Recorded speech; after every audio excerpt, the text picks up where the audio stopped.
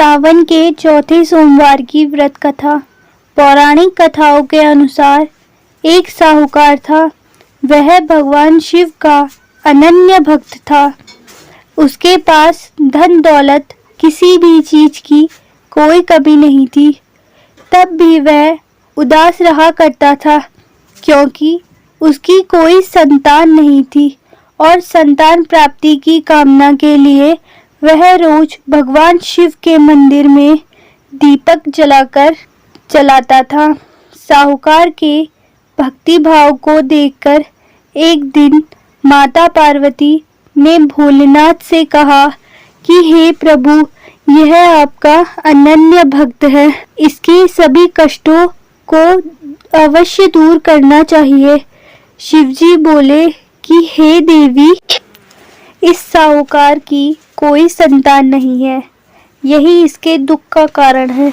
माता पार्वती ने कहा, हे ईश्वर, कृपा करके इसे पुत्र का वरदान दीजिए। तब भोलेनाथ ने कहा कि हे पार्वती, इस साहूकार के भाग्य में संतान का योग नहीं है। अगर इसे पुत्र प्राप्ति का वरदान मिल भी गया तो वह केवल 12 वर्ष तक ही जीवित रहेगा।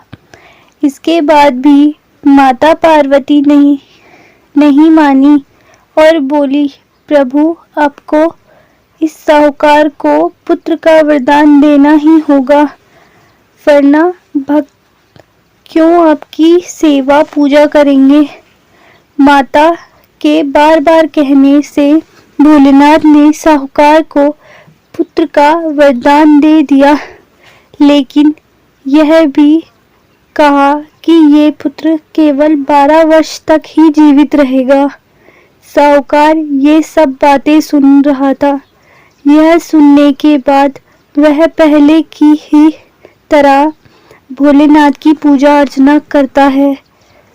वरदान के प्रभाव से 9वें महीने में साहूकार को पुत्र प्राप्ति हुई। परिवार में खूब खुशियां मनाई गई, लेकिन साहूकार पहले की तरह ही उदास रहा और पुत्र की कम आयु का जिक्र उसने किसी से भी नहीं किया। जब पुत्र 11 वर्ष का हुआ तो एक दिन साहूकार की पत्नी ने पुत्र के विवाह के लिए कहा।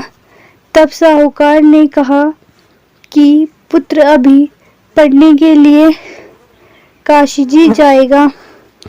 इसके बाद उसने पुत्र की मामा को बुलाया और कहा कि इसे पढ़ने के लिए काशी ले जाओ और रास्ते में जहाँ भी रुकना वहाँ यज्ञ और ब्राह्मणों को भोजन कराते हुए आगे बढ़ना।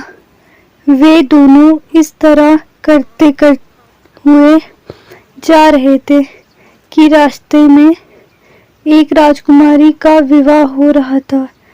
जिससे राजकुमारी का विवाह होना था वह एक आंख से काना था। उसके पिता ने जब अति सुंदर साहूकार के बेटे को देखा तो उसने सोचा कि क्यों ना इसे ही दूल्हा बनाकर शादी में सारे कार्य संपन्न करा लिए जाए। इसके लिए राजा ने मामा को बहुत सारा धन दिया। तब मामा बालक को दूल्हा बनाने के लिए मान गया। इसके बाद साहूकार का बेटा दूल्हा बना और जब विवाह संपन्न हो गया तब जाने से पहले बालक ने राजकुमारी की चुनरी पर लिखा कि तेरा विवाह मेरे साथ हुआ, लेकिन जिस राजकुमार के साथ तुम्हें भेजेंगे वह एक आंख से काना है। इसके बाद वह अपने मामा के साथ काशी के लिए चला गया। जब राजकुमारी ने अपनी चुनरी पर लिखा हुआ पढ़ा तो उसने राजकुमार के साथ जाने से मना कर दिया। तब बारात वापस लौट गई उधर मामा और भांजे काशी जी पहुंच गए थे। एक दिन जब मामा यज्ञ की तैयारी कर रहे थे और भांजा बहुत देर तक बाहर नहीं आया, तो मामा ने अंदर जाकर देखा तो भांजे के प्राण निकल चुके थे। वह बहुत परेशान हुए, लेकिन सोचा कि अभी शोक मनाया तो ब्राह्मण चले जाएंगे और यज्ञ अधूरा रह जाएगा। यज्ञ संपन्न हुआ और मामा ने रोना पीटना शुरू कर दिया। तभी भगवान शिव पार्वती से जा रहे थे। तब पार्वती जी ने शिव जी से पूछा, हे प्रभु, ये कौन रो रहा है? तब उन्हें पता चला कि ये तो वही साहूकार का पुत्र है। तब पार्वती जी ने कहा, हे प्रभु, इसे जीवित कर दे, नहीं तो रोते रोते इसके माता पिता के प्राण निकल जाएंगे। तब भोलेनाथ ने माता पार्वती से कहा कि इसकी आय इतनी ही है, लेकिन माँ के बार बार आग्रह करने पर भोलेनाथ ने उसे जीवित कर दिया। तब लड़का ओम नमः शिवाय का जाप करते हुए जी उठा।